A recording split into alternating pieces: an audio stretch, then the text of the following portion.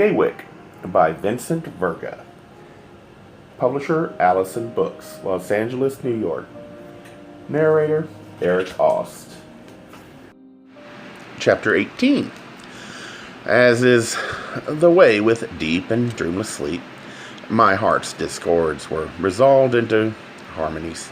I reached the breakfast table in a vigorously positive humor, but Denver's managed with a sharply raised eyebrow and a tight smile to repress my spirit's flow, instantly inducing a torpor akin to catatonia. By his plate were 2 tomes bound in purple leather, their titles stamped in silver on the spines. He lifted Roman history as if it were buttered toast and handed it to me. "I've been reading Dio Cassius," he said lethargically, "and Spartanius Historia Augusta. I think it might profit us both to study the text together."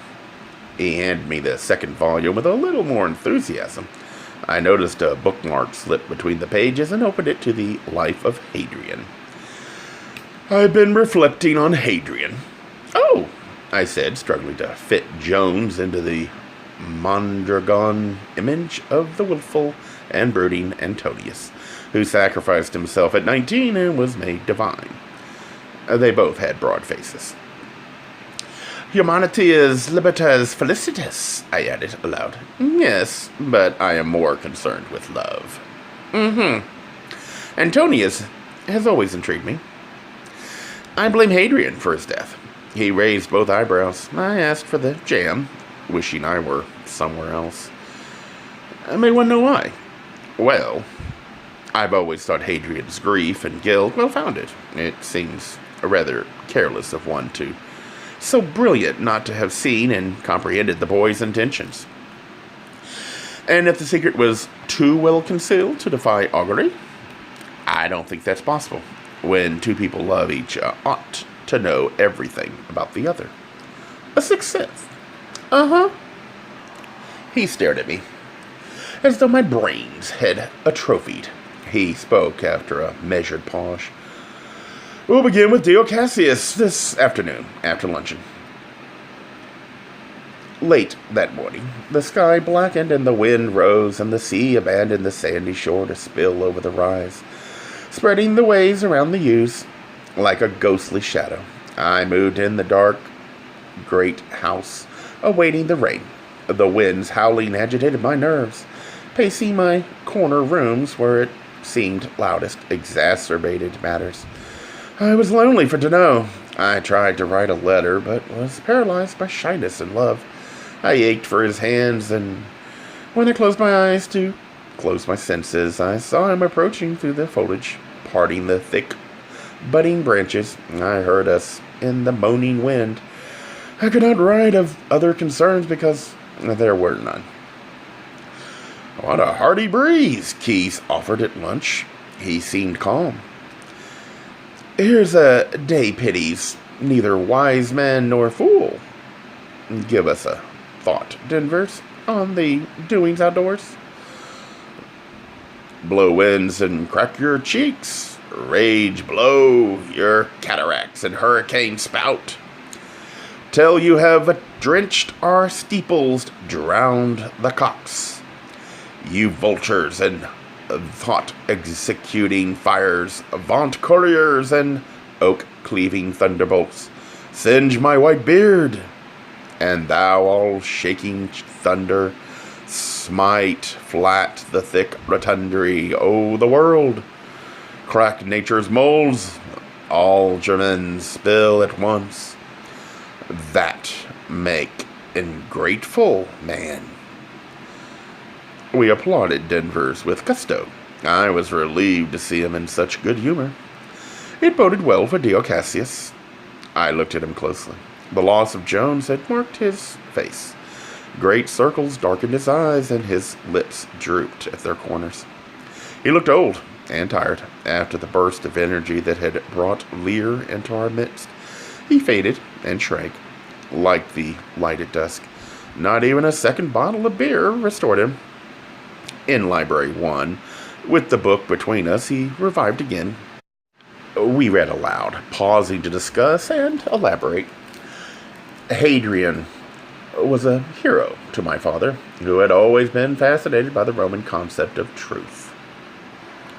He maintained a belief that good, like evil, became routine. The temporary became permanent, and the mask endured as the face itself. "Do you accept that wisdom?" Denvers questioned. "Yeah, of course," I answered defensively. "I believe in the leprosy of lies." "You must touch Danough." "What?" I never could. He lies. He always has and always will. I could not look at the man. Hatred seized in every word, leaving me shaken and unable to reply. That's been the problem here. Even now, without Cormac to cover for him, the leprosy of lies, indeed. So much for Antonius and love, I thought, bounding up the stairs to my rooms. Although it was absurd, I felt threatened, and the weather certainly wasn't helping. The storm was positively gothic. Doom darkened the oval window. I needed the security of my own bed, with Cale within hugging distance. As I ran, the sound of rain eased my tensions, but the rumbling of thunder, presaged oak-cleaving bolts, was horrifying. I retreated to my dark room, planning to pull the black drapes and ignore the world outside. Turning the lamp to a pinpoint, I entered. The moment the door shut, I sensed something horribly wrong. My knees locked. Standing still, I allowed my eyes to adjust. Under the sound of the storm, there was an unfamiliar buzzing. A breeze brushed my neck. The darkness was infested with spots that rose and fell. Something alighted on my cheek, on my hair, and my hands. I shook my head. In a second, I was covered with wasps. They roared over me, petrified. I dared not breathe. A wasp crawled on my face. I closed my eyes in horror. I did not know what not to do. Wasps explored my eyes. I saw my father burning a nest, warning me of their sting. One stung my hand. I jerked. The lamp top dislodged and dropped to the floor. The shattering stirred. The swarm wasps were inside my clothing. Another stung my wrist. One moved into my nostril. Gripping the lamp's key, I rapidly raised the wick. The sight of the room filled with frenzied wasps was a nightmare. Using the lamp as a torch, I carried it to my face. A wasp fled. Moving the flame in a small circle, I managed to clear my head of them. With my free hand, I turned the knob. One stung my thumb.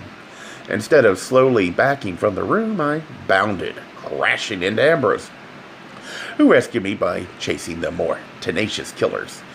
He packed the stung area and sent me up to my room after scolding. "We should have burned those buggers months ago." Someone would have been disappointed had we done so. Someone had carefully removed the pane of glass, releasing the deadly swarm. I peeked through my bedroom drapes. The wind pounded the house. Lightning illuminated the tumultuous sea. I shut out the chaotic heavens, shouted when thunder boomed, then lunged for Cale, who stretched into view from under a chair. Looking startled, he fled back under the chair. There was a knock at the door. I hoped it was not Denver's, with more bizarre behavior. Brian stood grinning and holding a package. I joined him in the hallway, closing my door to prevent Cale from abandoning me. "What's so amusing?" I asked sullenly. "I thought this would cheer you up." "I'm cheered," I mumbled, taking the package. The house shook and groaned. The gale raged. I winced. "Were you hurt by the wasps?" he asked. "You took so long answering the door." "No, just scared. The wind must have broken the dark room window." "What is this?" "A small package." "I can see as much, Brian." "Then why ask?" "How would I know what's in it?" he whined, mimicking Jones's tone superbly. "I don't open other people's mail." My laugh was frenzied. "Are you coming in?"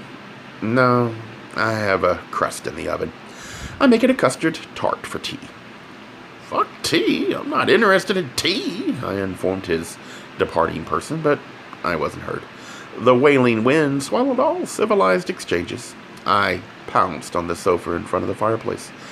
I could not believe the uproar and progress outside. Would it never desist? Nearby, a shutter had blown loose and went on banging and banging. Where was everyone? The rain bashed the portico. The wind screamed like an operatic chorus, doing scales. Sorzando, the house quivered, and for one mad instant I pictured it blown from its foundation to become a ship bucking the air currents. I opened the package on my lap. Under the brown wrapping was the familiar gold of the Gramercy Park bookshop. A small white envelope inscribed to me was attached. In it, a note. Thought you might enjoy this. D. Undoing the gold paper, I stared perplexed at the book in my hands. A book for tots. Is he trying to tell me something? Brian called me for tea. I was engrossed in the book and had not gone down. He had grown concerned. What could have happened to me, Brian? Anything can happen to people with weak hearts. What's the book? The Wizard of Oz, by someone named Baum. Danough gave me Tales of Mother Goose 2 years ago for Christmas. We both loved it. Are the drawings by Denslow? I nodded. Outside the oval window, the sky was lighter, but not friendly. The storm carried on without me. May I read it after you? I nodded again. What's it about? More tales? One long ago, a kind of saga. Like the Odyssey. Yes, I laughed, attending fully. It's a lot like the Odyssey. Dorothy Gale's trying to get home to Kansas. She has 3 friends with her. A lion looking for courage, a Tin Woodman looking for a heart, and a scarecrow looking for brains. All the heroic elements. And there's a fabulous witch. The best witch ever. I hurried. T, eager to return to Oz. Nature's den made conversation awkward. We 3 huddled over our plates, nodding and going through the motions of the late afternoon meal. We agreed to dine in our rooms. I was pleased. I felt uncomfortable with Denvers. He was obviously grieving for Jones and had spoken in senseless anger. He looked old, broken. Mundus senseat, I thought, foolishly forgetting the incident after entering it in my journal. I finished Oz before dinner. Enchanted. I barely noticed the storm abate. I thought the book immensely rich, full of good and true populist ideals. I began a letter to Danough, completing it near midnight. As the wind decreased to a distracting rumble, I knew why he had sent the book. It was what he believed. Know yourself, seek, and you will find the crucial virtues within yourself. Ah, love, I whispered to the dying embers, thinking of the 4 comrades sharing their strengths, loving, overcoming all odds, including a potent witch. With my cocoa and biscuits, Brian brought a letter from Danough that had arrived on the evening train. It was a response to my yet unposted one, extolling the wisdom of Baum's triume. And it brought me glorious news. Danough planned to spend July and August at Gaywyck. Instead of resignedly sweltering in Manhattan, he would be spending as much time as possible with you, dear friend. I had a dreadful time sleeping. The sighing wind reminded, tormented, provoked. The bedclothes pressed and rubbed and twisted like heavy, heated limbs. I dozed and dreamed of my friend as the Tin Woodman, awake. I pronounced my dream precise. He wears his love like armor. An orchid was in my water jug. Had Jones returned? I had come to accept the flowers as his calling card. Untangling myself with the crumpled bed, I went to the windows, opening the drapes.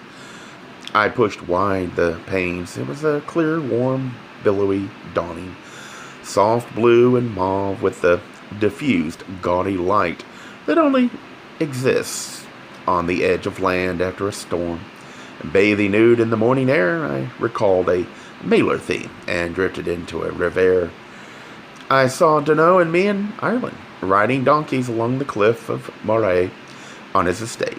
Suddenly, sensing I was not alone, I returned to discover Denver's standing by my bed. A keen, inquiring look was on his pale, gaunt face. Reaching for my robe, I muttered embarrassed apologies. He assured me there was nothing whatever for which I need apologize. But do get dressed in any case, he concluded coldly. There is something on the beach I wish you'd see. Before I could frame a query, he was gone. Alarmed, I dressed hastily, dread rising from the landing through the open window. I saw him pacing impatiently by the yews. Passing out the main parlor windows, I ran to him. The lawn was strewn with debris, pieces of shingle, branches, hedges, flowers. When he spotted me crossing from the house, he descended the wooden steps. The daffodils were decimated. I was grateful to know had seen them, fresh and whole. The steps were blanketed with damp sand, embedded with shells and draped in weeds. He moved at a brisk pace toward the cove. The storm had radically altered the physiognomy of the beach. The sand was flat and hard, like a heavily traveled road. Mud flecked its dark surface. The sand shrubs were gone, replaced by huge pieces of driftwood, uprooted trees, beams exposing rusted nails, colored bottles, and hundreds of shattered shells. Dredged up clumps of sea verdure and encrusted with purple mollusks were dying in the moist sunlight. Stranded, they floated in pools of trapped seawater, where small fish darted and crabs crawled, all fated to die when the pools evaporated unless rescued by the rising tide. One willow had toppled inward. Upon reaching his side, I saw he was ashen and rigid. With contained rage, I was frightened into silence. Ahead, a group of men gathered surfside to the winding green chain of sea debris that outlined the outer limits of the water's encroachment during the night. Like great birds resting, the men slowly shifted positions, and the cause of their convening was suddenly revealed. I went cold with horror. I stopped walking. Denver's grabbed my arm and yanked me forward. A twisted, naked male body lay in a heap, like a drooped string puppet, wider than the sand that buried its feet and right arm. With a nauseating jolt, I perceived the form as Jones. A Gay Mysteries audiobooks. I think it is easy to hate a label, but a face humanizes the word. So this effort is twofold: to offer comfort to those like myself that your world didn't end because you don't fit into the view of acceptable society on both sides, and in hopes of helping those with family that are LGBTQ, that it doesn't mean we are aliens from the child they once knew. Reassure them so they can maybe be supportive at the same time, being true to their values.